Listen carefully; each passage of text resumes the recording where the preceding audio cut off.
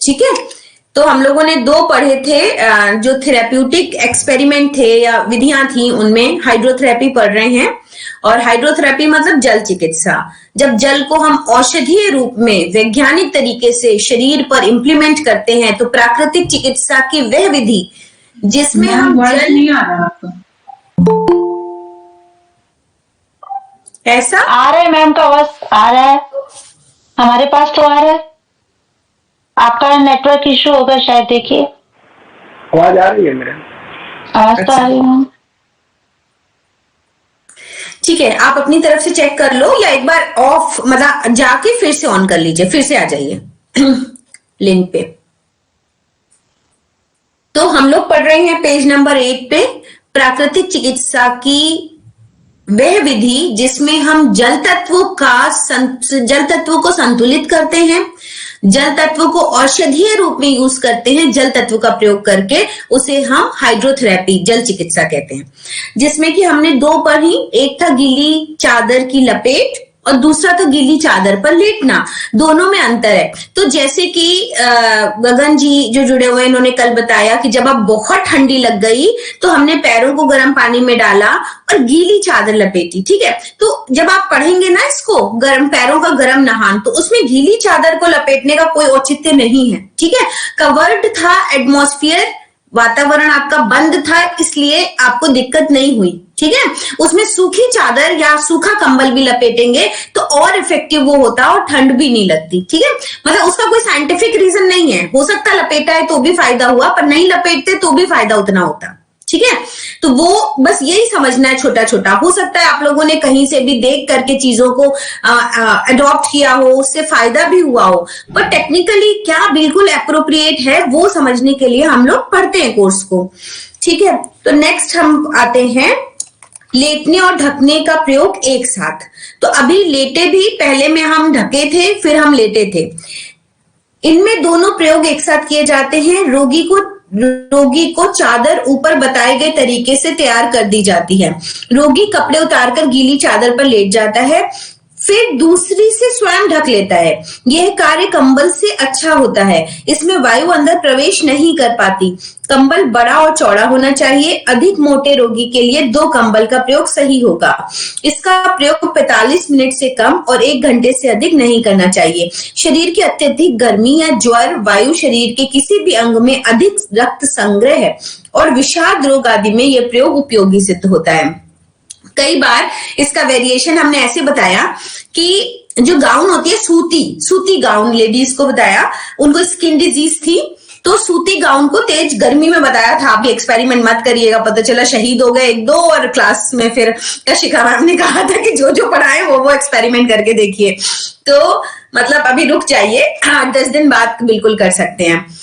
तो उसमें हमने ये जरूर बताया कि थोड़ा मोटा लेनिन का कपड़ा हो, जो प्योर सूती हो, उसमें जो आपका मोटा सा गाउन हो उसको आप पानी से निचोड़ लीजिए, पहन लिया, सिर्फ गाउन डाला।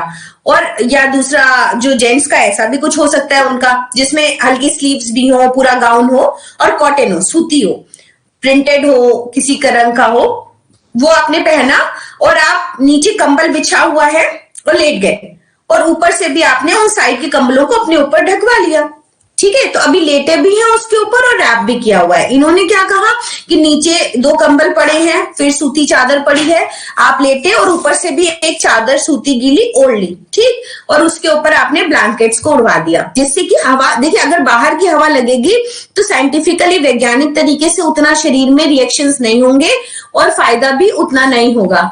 ले जाओ, ध्यान रखना, ठीक है, ध्यान रखना। तो ये है लेटने और ढकने का प्रयोग एक साथ।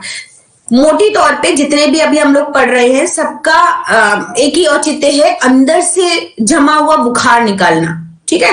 जो लोग कहते हैं हमको हरारती बनी रहती है, हमको लिथार्जीनेस बनी रहती है, उनके लिए अच्छे ट्रीटमेंट हो सकते हैं। जिसमें कि देखिए अत्यधिक गर्मी, ज्वर हो या लू लग गई हो किसी को, तेज धूप में वो रोज काम करता हो, ज्वर, वायु, गैस्ट्राइटिस बहुत ज्यादा हो, तो वो पूरे शरीर में फैली रहती है और पूरे शरीर में दर्द होता है ना। तो ये भी एक माध्यम है जो शरीर के अंग, वाइटल ऑर्गन्स स्ट्रेंथन होते हैं, उनको ताकत मिलती है। शरीर के किसी अंग में अधिक रक्त संग्रह, ठीक है, तो ट्यूमर हो सकता है या और जगह पे भी वेरिकोस वेन्स हो सकता है। तो ऐसे दिमाग लगाना चाहिए। देखिए, नाम तो अब हमने रखे हैं ना बीमारी के। जब प्राकृतिक चिकित्सा पे रिसर्च हुई और जब प्राकृतिक चिकित्सा की किताबें लिखी गई, फिर एक मिडिल एज में ये रिसर्च खत्म हो गई और इंग्लैंड, जर्मनी, बाहर के लोगों ने इस पे काम किया। अब क्या हुआ, अब फिर से भारत आई, तो अभी बहुत बड़ा पॉज है जिस पे रिसर्च हुई नहीं। लेकिन जब ये किताबें लिखी गई, तब समझिए बड़े बड़े नाम थे ही नहीं। तो ये तो नाम अब हमने दिए ना कि वेरिकोस वेन्स है, कि एस्थमा है, कि तो सिम्टोमैटिक ट्रीटमेंट, सिम्टम क्या कह रहा है हम उस पे काम करते आए हैं। तो सिम्टम अत्यधिक रक्त संग्रह का क्या होता है, यूट्रस में स्वेलिंग हो गई, पीसीओडी है, मतलब कहीं पे भी एक्युमुलेशन है, तो भी हम देंगे तो फायदा होगा। ठीक है, तो इस तरीके से सोचना है उसको। और विषाद रोगों में यह प्रयोग उपयोगी सिद्ध होता है। क्लियर है अभी सबको कि चादर पर लेटना, और ये बहुत बढ़िया गर्मियों में बहुत अच्छा आपको लगेगा। मार्च से लेकर के आपका अप्रैल, मई, जून तक का ट्रीटमेंट। हाँ, एसी नहीं होना चाहिए उन घरों में, नहीं तो आधा काम तो एसी पूरा कर देता। कितनी भी गर्मी लग रही हो, एसी खुल गया, बस खत्म। हमारे क्लिनिक में एक दो लोग तो बिल्कुल, अरे मैडम एसी नहीं है, मैंने कितना तो एसी में बैठते हैं, हम भी तो बैठे हुए हैं। तो कहते हैं बहुत पेशेंस है आपने। हमने कहा हमने तो ऑफिस में भी नहीं लगाया है अपने, और फिर अंदर इसलिए नहीं लगाया क्योंकि हम जब मिट्टी से नहला रहे हैं, मिट्टी पोत रहे हैं, पानी से नहला रहे हैं, तो उस समय फिर आप लोग एसी में आओगे तो नुकसान करेगा। और प्लस वो एरिया ज्यादा है, तो इतने बड़े तो है नहीं रहे, इतना पैसा ले रहे हैं कि सेंट्रलाइज एसी लगवाएं, तो वो एरिया इतना 3000 स्क्वायर फीट में एसी नहीं हो सकता। और हमको ऐसा नहीं लगता कि मेरे ऑफिस में इतने में बैठ के आपको 10 मिनट काउंसलिंग करने में आफत हो रही है। कुछ लोग उतना भी नहीं बेयर कर पाते हैं, सोचो। इतनी आदत है कि कार में एसी, ऑफिस में एसी, घर में एसी, हर जगह एसी।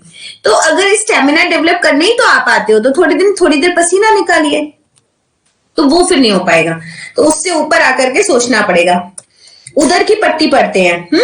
इस प्रयोग में रोगी बिस्तर पर लेट जाता है और सूती कपड़ा पानी में भिगोकर उसे अच्छी तरह निचोड़कर उदर पर अमाशय से नीचे तक डाल दिया जाता है। ठीक, और कमीज से ढकने के बाद अंत में सावधानी से कंबल ऊपर डाल लेता है। यह 45 मिनट तक से 2 घंटे तक चलाया जाता है, पर 2 घंटे तक चलाने में पट्टी 1 घंटे बाद गीली करनी पड़ती है। ठीक, हम इस तरह से कभी नहीं बंधवाते।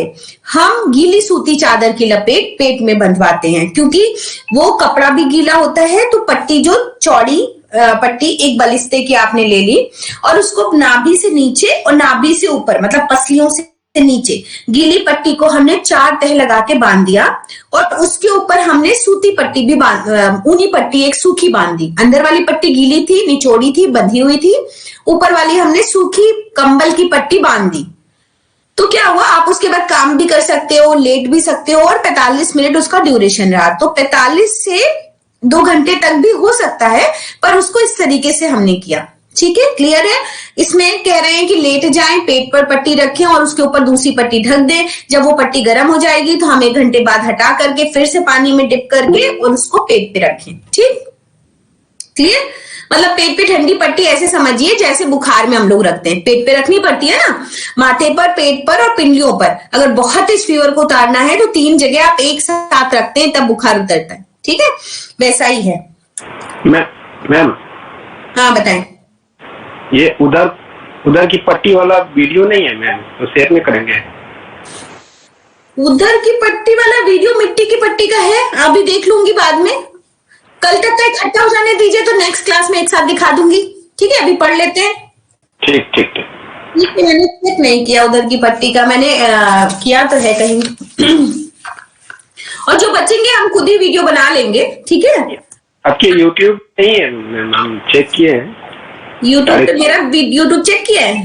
हाँ, 300+ वीडियो है, 40 भी है। तो उसमें नहीं है?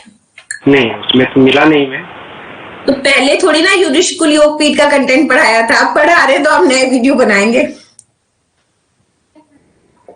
ठीक है, तो प्रैक्टिकली हम बना लेंगे और फिर आपको दिखा लेंगे। ठीक है, बना लेंगे जल्दी। फिर है पद स्नान ये गलत है, पाद स्नान। अच्छा, ये जो पेट की पट्टी है इसमें अजीर्ण में तथा वक्ष स्थल पर हृदय से रक्त का अप्रसारण करने में यह प्रयोग बहुत प्रभावी होता है। तो पेट पे रख रहे हैं, मेटाबॉलिज्म तेज होता है क्योंकि ठंडी पट्टी रखने से कैपिलरीज संकुचित होंगी, और जब संकुचित होंगी तो अंदर की तरफ क्या होगा, ब्लड सर्कुलेशन अंदर की तरफ बढ़ जाएगा, और जब अंदर बढ़ेगा तो अमाशय में आंतों में खून का दौरान तेज होने से वहां पे मेटाबॉलिज्म बढ़ जाएगा, और जो भी खाया है वो जल्दी तेजी से पचने लगेगा और इंडाइजेशन ठीक होने लग जाएगा। तो इसलिए ठंडे पानी का इम्प्लीमेंटेशन या सादे पानी का इम्प्लीमेंटेशन पेट पर फायदा करता है। हमने अच्छा इसको ऐसे वेरिएशन किए हैं कि एक टॉवेल हैंकी को 4 फोल्ड करके पेट पर रखेंगे, जिसमें नाभि के 4 अंगुल ऊपर नीचे बाएं दाएं ये आपको मिल जाएगा। ठीक है, ये रखा टॉवेल को। अब वो टॉवेल 4 परत है, तो अगर हमें 1 घंटे तक चलाना है तो हर 5 मिनट पे, क्योंकि वो रोएदार तौलिया है, उसको हम पलट देंगे तो उसकी वो ठंडक दूसरी तरफ आ गई। अब दूसरी तरफ क्या हुआ, वो अगेन ठंडा हो गया एटमॉस्फेयर से। तो ऐसे हर 5 मिनट पे आप उसकी तह को बदलते जाइए, तो आपको आधे घंटे 40 मिनट में पेट में राहत फील होगी और दोबारा से डिप करने की भी जरूरत नहीं होगी। पर अगर आप सूती कपड़ा लेंगे तो वो 4 परत का भी जल्दी से गर्म हो जाएगा, क्योंकि वो उसके एब्जॉर्प्शन पावर कम होगी ना। तो हम मोटी रुई की तौलिए को यूज करते हैं इस केस में। ठीक है, ये ढूंढिएगा, मिल जाएगा। पैर का सूजन में है मैडम। हाँ, पैर का सूजन के बारे में बताया नहीं, पट्टी बदलने का। अच्छा, नहीं बताया कुछ भी हो, उधर की पट्टी तो है। अब उधर की पट्टी इंडाइजेशन में बताएं, चाहे पैरों में कोई दिक्कत हो तो बताएं, है ना। कुछ और बताया होगा, मुझे याद नहीं है, मैं चेक कर लूंगी। ठीक है, अजीर्ण में तथा वक्ष स्थल तथा हृदय से रक्त का अप्रसारण करने में। ठीक है, हृदय से रक्त का अप्रसारण। अब हम ब्लड सर्कुलेशन को बढ़ा रहे हैं पेट की तरफ, तो हाई बीपी के पेशेंट को फायदा होगा। समझ गए। मान लीजिए इंडाइजेशन है या नहीं है, मान लीजिए, पर हाई बीपी है और हमने पेट पर ठंडी पट्टी रखी, तो ब्लड सर्कुलेशन का फ्लो हृदय से पेट की तरफ आ जाएगा और पेशेंट को रिलैक्स फील होगा। और अगर गैस्ट्राइटिस के कारण दर्द हो रहा होगा तो भी आराम आ जाएगा। ठीक है, तो दोनों तरीके से चलना है। हमेशा यही नहीं कहना है कि छाती में लेफ्ट साइड दर्द हो रहा है तो आपको नहीं ये गैस या एसिडिटी का ही है, इंडाइजेशन का ही है। 60% केसेस में ये इंडाइजेशन का हो सकता है, पर आप जब इंस्टेंट रिलीफ के लिए उसको कुछ एलोपैथिक मैनेजमेंट और ठंडी पट्टी भी रखोगे तो भी आराम आएगा उसको। तो वो फर्स्ट एड की तरह ये भी ऐड होना चाहिए। दूसरा वही है, वक्षस्थल या हृदय से रक्त का हमने फ्लो स्टमक की तरफ कर दिया तो उसको रिलीफ आने लगा। पर लो ब्लड प्रेशर के पेशेंट को ऐसा करेंगे तो और लो हो जाएगा। समझ गए, क्योंकि उसको तो ऑलरेडी आप अपलिफ्ट करो, पैरों को हार्ट की तरफ कराओ, कार्डियक एक्सरसाइज करो, मसाज करो, इसकी जरूरत है।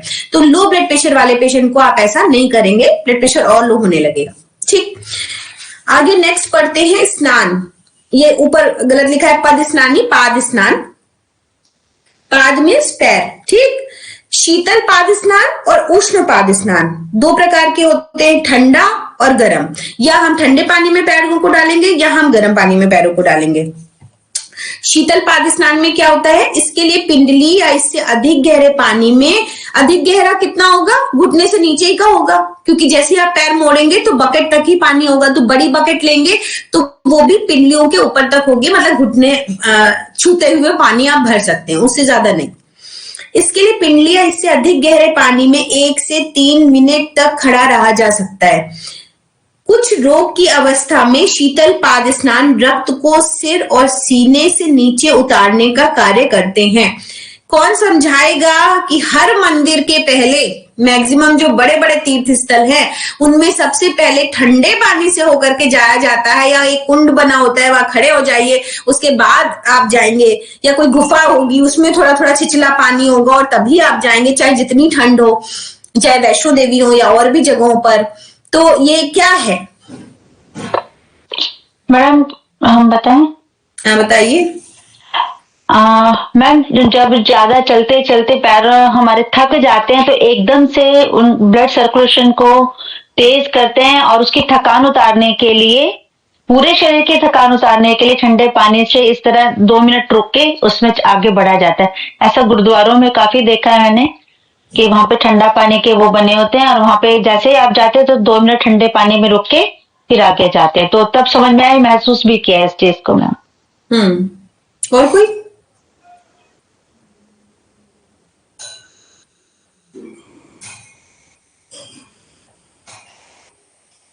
अभी एक लाइन पढ़ी साइंटिफिक, अभी पढ़ी मैंने, रक्त को सिर और सीने से नीचे उतारने का कार्य करता है। तो जितनी एंजाइटी है, जितना प्रेशर है, जितनी उलझने थी, जितना कबाड़ा सर में भर के आए थे, वो सारा का सारा नीचे उतर गया। थकान तो गई गई, जितना मेंटल प्रेशर था, दुनियादारी थी जितनी, जो छोड़ करके हमें मंदिर में जाना है, वो ही नीचे आ गया। तो डायरेक्टली इनडायरेक्टली आपने ये धार्मिकता के नाम पे काम कर दिया, जो शायद कोई और चिकित्सा कर ही नहीं सकती थी, धर्म से जोड़ के कर दिया। दूसरा, कभी कभी इंस्टेंट नहाना नुकसानदायक हो सकता है, तो जब आपने पैरों को पहले रिलीज कर दिया इतना प्रेशर, तो उसके बाद आप किसी भी तरह के पानी से नहाएंगे, आपको फायदा होगा। तो दो ऐसे प्रभाव आपके शरीर पे पड़े। थकान इसीलिए मिटती है क्योंकि ब्लड जो है चेस्ट में और हेड का ब्लड नीचे की तरफ फ्लो कर गया। क्यों फ्लो किया, कैसे, क्या हुआ कि हमने कहा कि सिर का और छाती का खून नीचे की तरफ फ्लो कर गया, प्रेशर था जो। मैम, क्योंकि वो ठंडा हो जाता है और हमारा शरीर तापमान को दोबारा बराबर करने के लिए खून का दौरा एकदम से नीचे की तरफ आता है, ठंडी जगह को एकदम से गर्म कितने लोग करने के लिए आता सहमत है। हैं इस बात से, समझ पा रहे हैं ये बात कि जब हम ठंडे पानी में पैर रखेंगे तो वैसो कंस्ट्रक्शन होएगा, और जब संकुचित हो गई पैरों की नसें एकदम से बिल्कुल ठंडे पानी में जाने से, तो उनको तेज गर्मी लाने के लिए शरीर काम करेगा, और जब शरीर काम करेगा तो खून बाकी बॉडी से तेजी से उस तरफ आएगा, उसको कंपनसेट करने के लिए, गर्म करने के लिए। तो कहां से आएगा, अपर बॉडी से आएगा, तो सिर और हार्ट का ब्लड नीचे आएगा।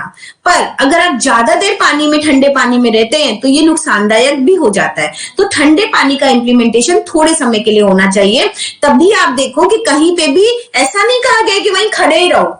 आप सोचो, चलते चलते सिर्फ पानी उतना ही होता है, पैर भी धुल जाते हैं, शीतलता भी आ जाती है, और साइंटिफिकली ये काम भी हो गया और हमको पता भी नहीं चला। कहीं पे भी ऐसा नहीं होता कि आपको 1 घंटे खड़े रहना है, ऐसी प्रताड़ना दी, पर ऐसी जरूर दी कि यहां से चल के आना है या गुफा से चल के आना है।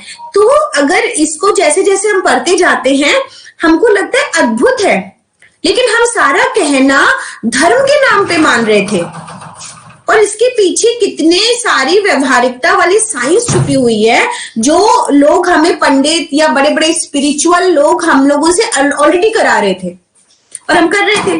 पर आज जब जल चिकित्सा समझो, मिट्टी चिकित्सा समझो, जगह जगह की हुई जल चिकित्सा समझो, तो सारे ज्ञानी पुरुष यही कर रहे थे, उनको कितनी नॉलेज थी। और पर वो इसको जब हमें समझने में समय लग रहा है, हम सब बीएससी किए हुए प्रैक्टिशनर हैं, और तब हम आई ओपनर की तरह काम नहीं कर पाए। आप सोचो, या मैं भी नहीं कर पाई अभी तक, आज से शायद 10 साल पहले से कर रही हूँ, बस उसके पहले नहीं था ऐसा विजन। तो जब हम नहीं कर पाए, तो इलिटरेट आदमी को अगर वो साइंस बताते तो कैसे समझ में आती, चाहे वो हमारी उपवास की साइंस हो, फास्टिंग थेरेपी की। एक्सक्यूज मी, या भी कुछ इंपॉर्टेंट बताओ।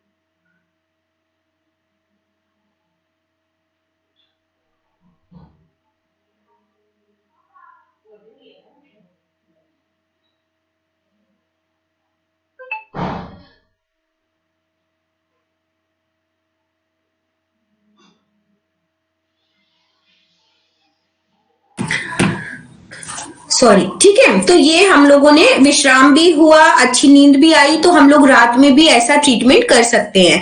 और क्या कर सकते हैं, पहले ऐसा ही विधान था ना कि जब आप बहुत दूर से कहीं से जर्नी से आएंगे तो आपको जूते उतार के पहले ही आगे पैरों को धोया जाएगा, है ना, चाहे अंदर से हम पानी लाएं और बाहर धुलाएं। तो हाथ पैर मुंह धोने का विधान था और तभी व्यक्ति अंदर आता था, पहले नहीं आता था। वो अलग बात है, वो चप्पल पहन के आता था तो उसके पैर गंदे हो जाते थे, बट लॉजिकली वो बड़े दिनों तक ऐसा भी चला, जो जूते पहन के आते थे वो भी बाहर पैर धोते थे और बिना पैर धोए बिना घर के अंदर प्रवेश वर्जित था। उसका ये भी कारण था कि थकान उतर जाती थी और दिमाग में जो बाहर का वो थॉट लेके आया था कि आप बुरे हैं, वो भी अच्छा हो जाता था, क्योंकि मन शांत हो जाता था और आपकी बात के लिए वो रिसीव करने आ जाता था। शायद तब ज्यादा अच्छे इसीलिए वाइब्रेशंस थे, और अब हम लोग ऐसे ही बुला लेते हैं तो अच्छे वाइब्रेशन थोड़ी है, उल्टा नजर लगा के चला जाता है व्यक्ति, बस वो दिखता अच्छा है। फिर बात करते हैं उष्ण पाद स्नान। तो इसके कितने फायदे नजर आए। पहला, शीतल पाद स्नान से कि हमारा ब्लड जो है वो हेड और चेस्ट से नीचे की तरफ फ्लो कर जाता है, ताजगी आती है और शक्ति बढ़ती है, वाइटल फोर्स बढ़ता है, थकान दूर होती है और नींद अच्छी आती है। ठीक है, तो अगर 4 फायदे लिखने को कहा जाए तो आप ठंडा पाद स्नान के 4 फायदे लिख सकते हैं, और ये कम समय के लिए करना चाहिए, बहुत ज्यादा समय के लिए नहीं। तो हार्डली 2 मिनट 3 मिनट बहुत है। उष्ण पाद स्नान, इस स्नान को कई तरीकों से करते हैं। 1 मुट्ठी में नमक और 2 मुट्ठी कंडे की राख 88 डिग्री या 90 डिग्री गर्म पानी में मिला देते हैं और तब लगभग 12 से 15 मिनट तक पाद स्नान करते हैं। 100 डिग्री फ़ारेनहाइट वाला पाद स्नान के बाद आधे मिनट का शीतल पाद स्नान देने से लाभकारी परिणाम प्राप्त होते हैं। ऐसा हम वेरिकोस वेन्स के पेशेंट के लिए करते हैं। ना तो उनको हमने ठंडा कराया, ना तो हमने उनको गर्म कराया, ठंडा गर्म पाद स्नान कराया, जिसमें ठंडे का रेशियो हमेशा बहुत कम रहेगा। तो अभी देखिए, इन्होंने 15 मिनट अगर हमने गर्म कराया है तो सिर्फ जो है आधे मिनट का शीतल पाद स्नान कराया है। तो 15 मिनट गर्म करने के बाद आधा मिनट आपको ऐसे लगेगा अरे अभी तो डाला है, पर बस अभी डालने में ही काम हो गया। ठीक है, तो 15 मिनट गर्म और 5 मिनट ठंडा या 3 मिनट ठंडा, ऐसा करके हम करते हैं। और नमक डाल सकते हैं, नमक क्योंकि बहुत तेजी से जो सूजन है उसको कम करता है।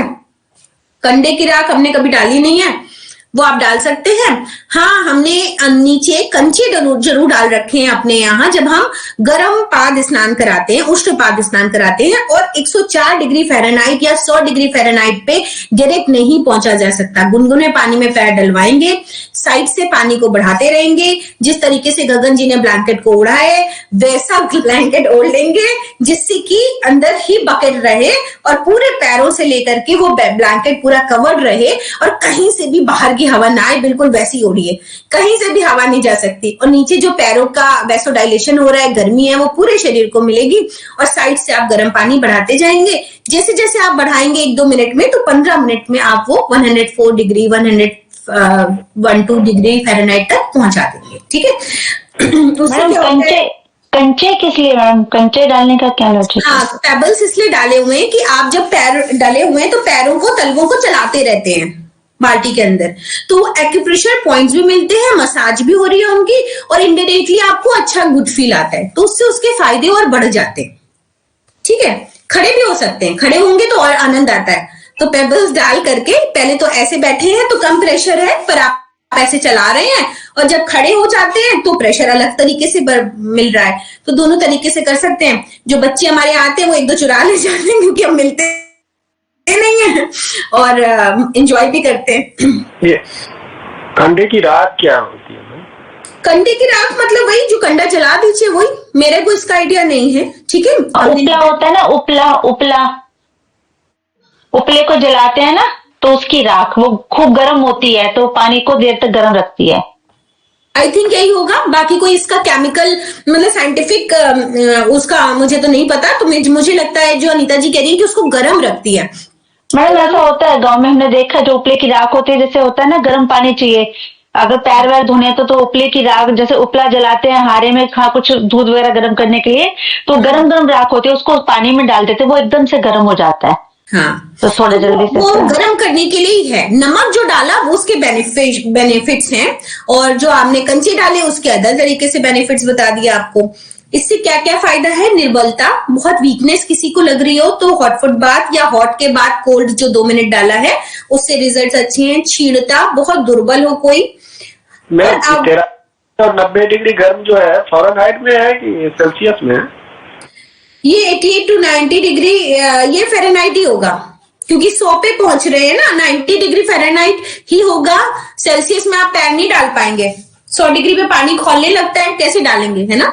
तो डाल पाएंगे आप 40-45 पे, ठीक, 40-45 पे डालेंगे पैर, और तब 5 मिनट पे आप पानी बढ़ाते जाइए गर्म पानी साइड से, तो आप पहुंच जाएंगे 100 डिग्री पे, ठीक है।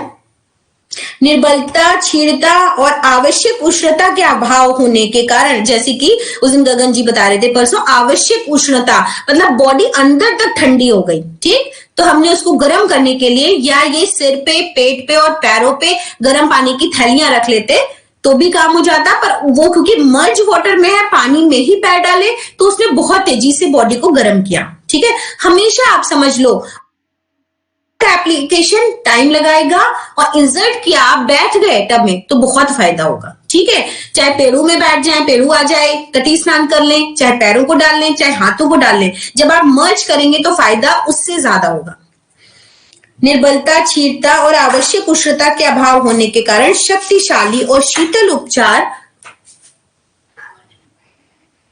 व प्रयोग बहुत कम प्रतिक्रिया होने या बिल्कुल ना होने, रक्तभाव के कारण जल की पर्याप्त उष्णता न उत्पन्न कर सकने की दशा में पाद स्नान समुचित रूप से लाभकारी होता है, ठीक है। यह पाद स्नान निर्बलों, अल्प रक्त वालों, औरतों के लिए रक्त संचालन की अस्त व्यस्तता, रक्त संकुलता, सिर और गर्दन के रोगों में लाभकारी होता है। यह स्नान रक्त को खींचकर पैर की ओर लाता है, पर जिनके पैरों से पसीना निकलता हो उन्हें यह स्नान नहीं देना चाहिए। नेचुरोपैथी का एक मूल मंत्र है, शरीर जहां पर गर्म है वहां पर आप, बॉडी खुद बता रही है, नेचर खुद बता रहा है कि भाई वहां पे अतिरिक्त गर्मी है, तो आपको उसमें गर्म ट्रीटमेंट नहीं देना है, ऑलरेडी वो इंसान गर्म है, ठीक है। तो जिनके पैरों के तलवे से पसीने निकलते रहते हैं और वो गर्म रहते हैं, उनको हम गर्म पानी का ट्रीटमेंट अवॉइड करेंगे, ठीक। तो उनकी बॉडी खुद ही बता रही है। अब जिसके पैर ठंडे पड़े हुए हैं उसको गर्म पानी का स्नान दीजिए, गर्म पाद स्नान। और जिन्होंने कहा कि हमारा माइग्रेन हो, देखिए गर्म पाद स्नान के और भी फायदे, आप एक लाइन में लिख लो, ठीक है, लिखिए। उष्ण पाद स्नान के नीचे लिखिए बेनिफिट्स, और हम बोलते जा रहे हैं, आप लिखते जाओ। माइग्रेन में फायदा करेगा, कोल्ड एंड कफ में फायदा करता है, टॉन्सिलाइटिस में फायदा करता है,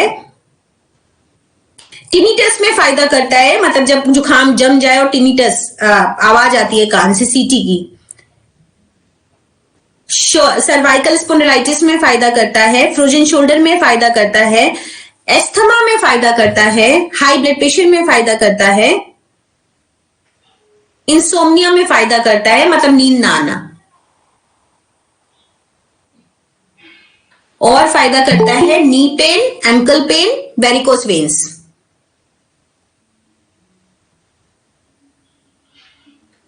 ठीक है, क्लियर। इतनी सब चीजों में फायदा करता है,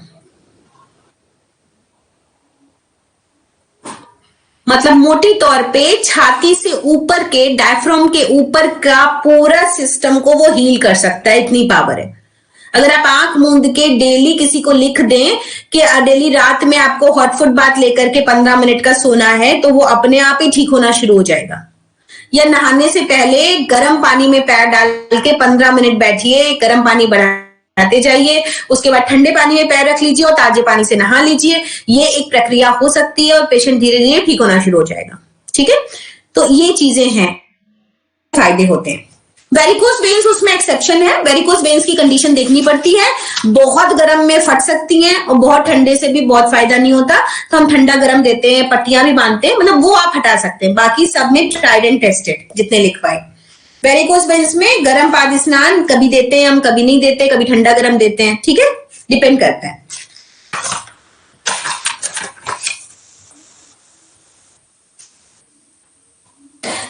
हॉट फुट बात के नाम से अच्छा वीडियो मेरा प्रेम कुमार आनंद जी जैसे ढूंढेंगे तो मिल जाएगा यूट्यूब पे, जिसमें एक एक बारीक बारीक लिखा है कि थर्मामीटर से टेम्परेचर अब कितना है, बॉडी को कैसे कवर करेंगे, साइड से कैसे डालेंगे।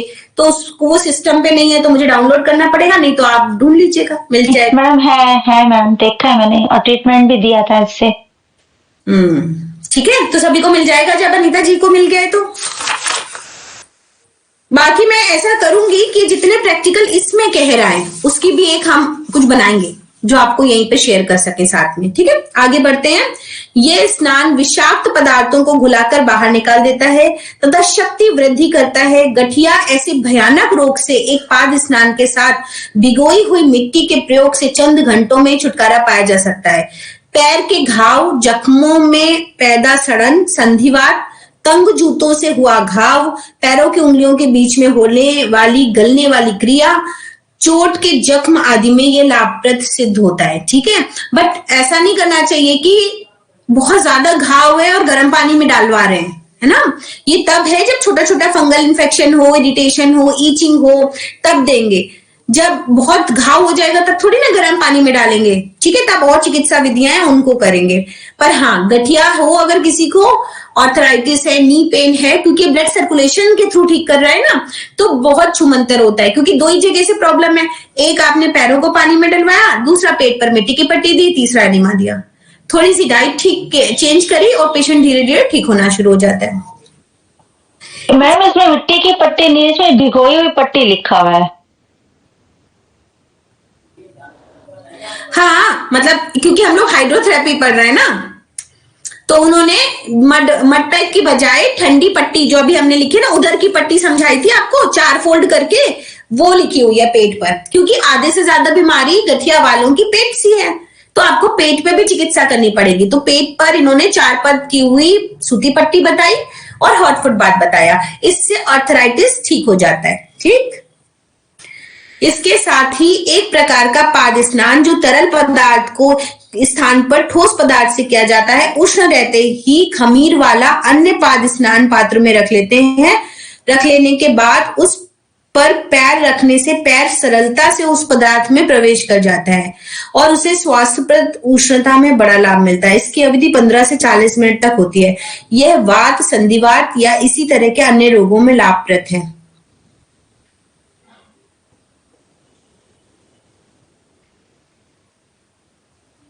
ये तो मैंने नहीं कराया कभी, इसको टाइम दीजिए, मैं अंडरलाइन कर लेती हूँ, समझती हूँ।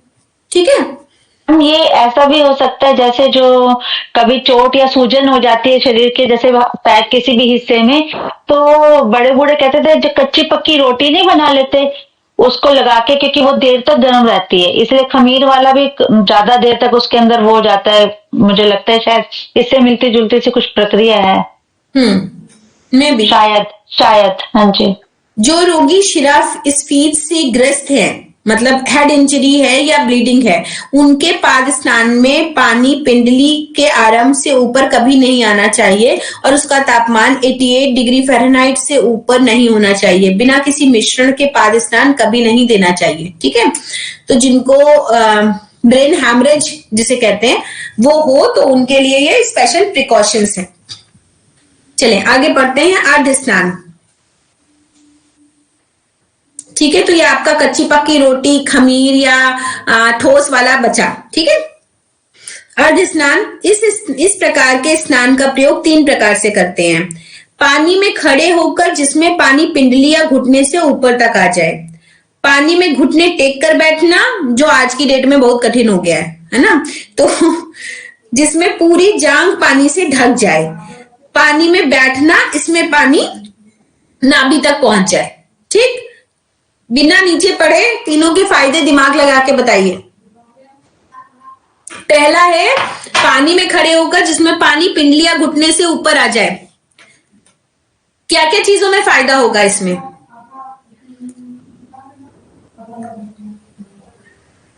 यही एक तो शरीर की थकान मिटाना और सिर का दर्द, माइग्रेन और गठिया जैसे भी हमने पढ़ा था, गठिया जैसे रोग और घुटनों का दर्द और आर्थराइटिस के जो दर्द होते हैं, ठीक है, अब घुटने टेक कर जांघ पर पानी आ जाए और जिसमें नाभि तक आ जाए, तो नाभि तक पाने में ऑब्वियस है कि हमारे किडनी फंक्शन अच्छा होगा, यूरिनेशन अच्छा होगा, पीसीओडी पीसीओएस अच्छा हो सकता है ना, और कॉन्स्टिपेशन रिलीव हो सकता है। ठीक है, आगे पढ़ते हैं। ये तीनों ही सदा ठंडे पानी से किए जाते हैं, पहली बात। ठीक, तो अर्ध स्नान जो है ठंडे पानी में खड़े हैं, घुटने के बल बैठ गए हैं पानी में ही, या हम पूरा ही बैठ गए हैं नाभि तक। यह स्वास्थ्य वर्धन का एक उत्तम तरीका है। यह स्वस्थ आदमियों के साथ साथ कमजोर आदमियों के लिए भी उपयुक्त होता है। इसका प्रयोग कम से कम आधे मिनट से अधिक 40 मिनट तक करना चाहिए। ठीक है, तो अब ये डिपेंड करता है कि कितना वाइटल फोर्स है ना, व्यक्ति को कितनी जरूरत है, कितनी स्थिति जीर्ण शीर्ण है, उसके हिसाब से हम डिजाइन करते हैं।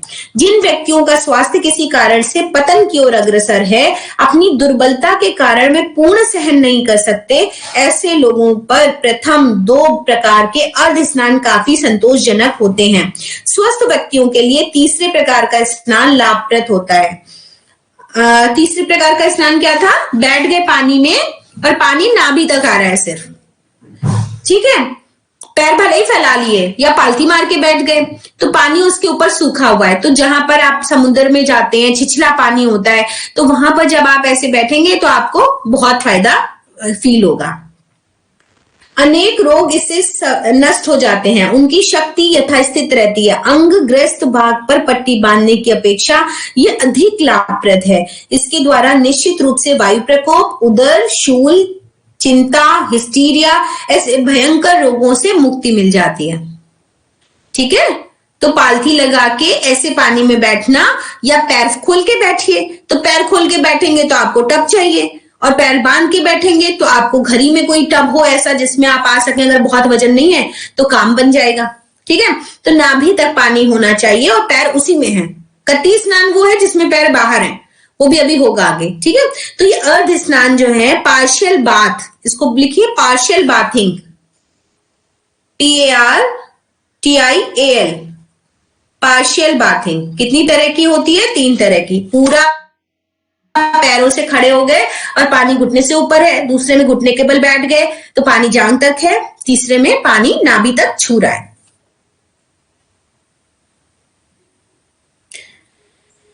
अब चौथा है बैठकर स्नान। ये स्नान भी ठंडे और गर्म 2 प्रकार के जल में बैठकर किया जाता है। अब आया जो मैं कह रही हूं या जो हम दिलाते हैं अधिकतर, ठंडा कटी स्नान और उष्ण कटी स्नान। ठीक है, ठंडा कटी स्नान, कटी मतलब कमर, अर्ध स्नान मतलब आधा, मतलब पूरी आधी बॉडी थी, उसमें भी 3 पोर्शंस थे। ठीक, कटी मतलब कमर, अब कमर का ही पोर्शन डिप है सिर्फ। इस प्रकार के स्नान के लिए एक विशेष प्रकार का बर्तन होता है जो नांद के आकार का होता है। ठीक है, तो अगर हम पीछे से बढ़िया रेस्टिंग वाला ले लें तो और अच्छा है, नहीं ले पाए तो ऐसे ही बड़ा टब होना चाहिए नांद की तरीके का। इस प्रकार के स्नान के लिए विशेष प्रकार का बर्तन होता है जो नांद के आकार का है। इसके अभाव में लकड़ी, टीन या प्लास्टिक के टब में भी इस प्रकार का स्नान ले सकते हैं। इस पात्र के चतुर्थांश भाग को पानी से भर देना चाहिए, मतलब 1/4। क्यों 1/4? क्योंकि जब बैठेगा कोई ना तो पानी और ऊपर आ जाएगा, और अगर आधा रख लिया तो बैठे तो पानी बाहर गिरने लगेगा, तो वो नहीं चाहिए, छप छप नहीं करना है। 1/4 पानी डाला, जब बैठेंगे तो पानी नाभि तक आ जाएगा। रोगी को इसमें कपड़े उतारकर इस प्रकार बैठाएं कि जैसे कुर्सी पर बैठता है। नाभि तक शरीर का निचला भाग तथा जांघ पानी में रहती है, पैर किसी लकड़ी या स्टूल पर रहते हैं तथा रोगी धीरे धीरे मोटे कपड़े से अपने पेड़ों को दाहिने से बाएं मलता रहता है। वैसे इसमें पूर्ण निर्वस्त्र होने की आवश्यकता नहीं है, लेकिन इसका समय आधे मिनट होता है। इससे पेट की वायु निकल जाती है, कमजोर पाचन शक्ति सबल हो जाती है, रक्त प्रवाह नियमित होता है तथा उसे बल मिलता है, नींद अच्छी आती है, उत्तेजना दूर होती है, सिर का भारीपन दूर होता है। इस स्नान को सप्ताह में 2 बार से अधिक नहीं लेना चाहिए। पता नहीं इसमें आधा मिनट क्यों लिखा हुआ है, आधा मिनट तो नहीं देते हम, 15 मिनट देते हैं। चलें, उष्ण कटी स्नान क्या है ये पढ़ के फिर हम कुछ वीडियोस आपको देख लेते हैं शेयर करके, जिससे आदत भी बनी रहे और देखूं शेयर हो रहे हैं कि नहीं। उष्ण कटिबंधीय स्नान के लिए शेव नामक घास या जई का डंठल या सुखाई घास में से एक को लेकर पानी में कुछ समय खौलाते हैं। ये सारे आपको बंसारी की दुकान पे मिल जाते हैं, या डिपेंड्स कि आप क्या डालना चाहते हैं। जब इनका असर उस पानी में आ जाता है तो उस पानी को कट स्नान वाले पात्र में डाल देते हैं जिसमें 80 से 90 डिग्री फ़ारेनहाइट तक का पानी भरा होता है। उसके बाद रोगी को उसमें बिठा देते हैं। ये स्नान 15 मिनट का होता है। इस प्रकार का स्नान सप्ताह में 2 बार देते हैं। इसमें ऊपर वर्णित पदार्थ को विशेष प्रकार से रोग में देते हैं, जैसे शेव नामक घास के जल वाला कटी स्नान गुर्दे तथा मूत्र की बीमारी में, वात पीड़ित तथा पथरी में लाभप्रद होता है। जई के जल का कटी स्नान गठिया रोग में हितकर है। ठीक है, तो ये उसकी एफिशिएंसी को और बढ़ा रहा है आपके ट्रीटमेंट को। बाकी जैसे हमने जो अभी किडनी पेशेंट पे काम किया, क्रिएटिनिन 20 दिनों में 3.5 से 2.8 आ गया उनका। तो अभी तो ठंड है, हम उनको टब में बिठा रहे थे गर्म पानी के, पर 15 मिनट बिठा रहे थे और अभी तक कुछ भी डाला नहीं था, तो भी रिजल्ट आते हैं। ठीक है, तो ये डिपेंड करता है, एक साइकोलॉजिकल है और फिर बेनिफिट तो है ही है अगर आप ये भी हर्ब्स को यूज करते हैं और लिखी हुई प्राकृतिक हर्ब्स को डालते हैं। ठीक है सर, एक बार शेयरिंग का वो ऑन कर दीजिए।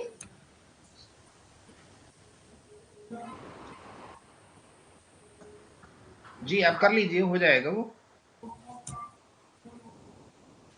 एरो अप एरो बना रहता है ना, एक बॉक्स रहता है, उसी से पहले अपना ऑन कर लीजिए जो भी आपको शेयर करना है विंडो पे।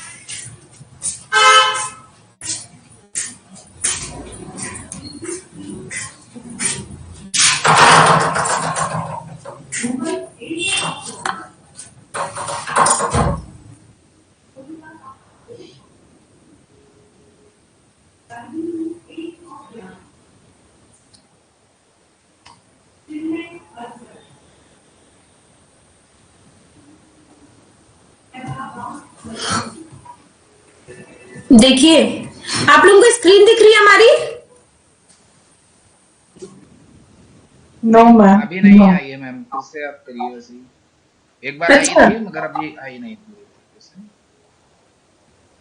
स्क्रीन नहीं दिख रही, ओके। एक बार आपने जब अभी किया था तब आया था, शेयर हो रहा था, लेकिन फिर चला गया था।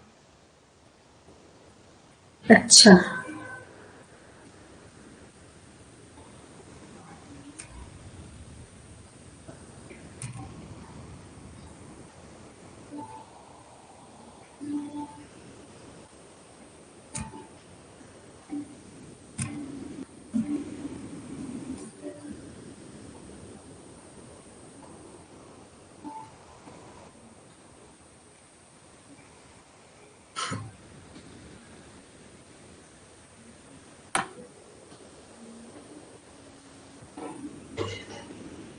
आ गया मैम। हाँ आ तो रही है, चलिए एक सेकंड देखती हूँ। एक्चुअली हमने कुछ वीडियोस टेलीग्राम पे हमने डाले कि इसको एक फाइल अप करेंगे, वो नहीं कर पाई हूँ, फिर भी देखती हूँ मैं। आप ही लोगों के लिए डाले थे।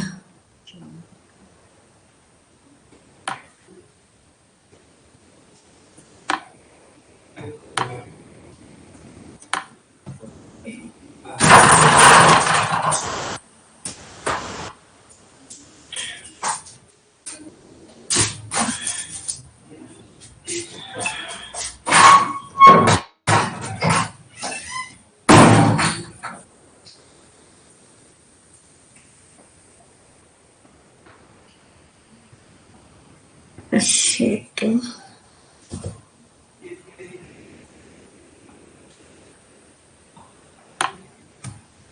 इससे काम बनेगा नहीं वैसे मेरा, एक बार देख लेती हूँ, नहीं तो फिर हम इसको अलग से फोल्डर में डाल के आपको दिखाते हैं। इससे नहीं हो रहा।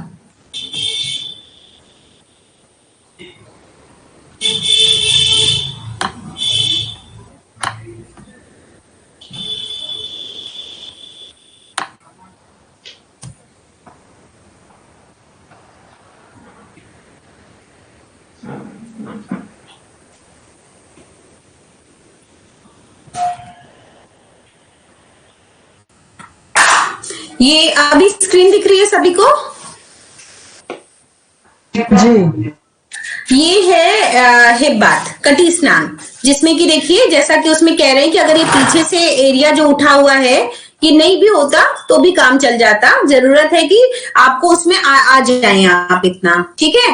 पैर बाहर स्टूल पे हैं, पैर बिल्कुल भी भीगे नहीं होते हैं। ये डेमोन्स्ट्रेशन है इसलिए पानी नहीं डाला गया है इसमें। और 1/4 मतलब बहुत नीचे थोड़ा सा पानी नहीं दिख रहा है। नहीं दिख रहा। दिख रहा है मैम, दिख रहा है। मुझे दिख रहा है, दिख रहा है। ठीक है, तो ये 2 टब लेते हैं, एक में गरम कटी स्नान दे सकते हैं, एक में ठंडा दे सकते हैं। आगे आपके कोर्स में होगा गरम ठंडा, तो गरम में बैठेंगे फिर ठंडे में बैठेंगे। अगर गरम में बैठते हैं तो सिर पे हम सादे पानी का टॉवल रखते हैं और 1/4 पानी से भरने के बाद साइड में गरम पानी बढ़ाते जाते हैं, ठीक है। तो ये एक आपको रिफ्लेक्स मतलब हो गया कि थोड़ा सा कि कैसे हम कटी स्नान देते हैं। दूसरा हम लोगों ने पढ़ा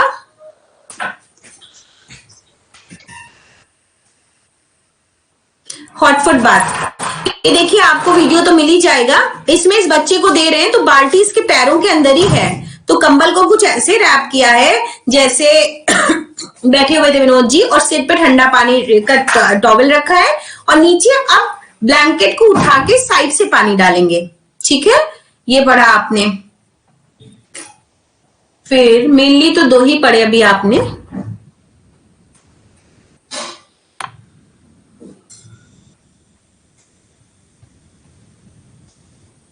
इसमें एक्चुअली मुझे फोल्डर अलग करना है तब आपको अच्छे से दिखा पाएंगे। अब इसमें जितने मुझे दिखे कि आप लोगों को बता सकते हैं वो थे, पर अभी कटी स्नान ही पढ़ा है, वो हमने आपको दिखा दिया, ठीक है। बाकी के लिए हम आप लोगों के लिए बना देंगे मतलब है सब पर अलग अलग जगह जगह है, तो वो एक फोल्डर पे लगा देंगे, ठीक है। तो अभी कटी स्नान दिमाग में बैठ गया कि सिर्फ कमर का पोर्शन अंदर आएगा, ठीक है। पैर बाहर रहेंगे स्टूल पे। ऐसा आप अपने घर में भी गर्म पानी में तो कर ही सकते हैं, गर्म पाद स्नान बिल्कुल कर सकते हैं। तो जो गर्म ट्रीटमेंट आप सीख रहे हैं उनको जरूर से करें, बच्चों को दें।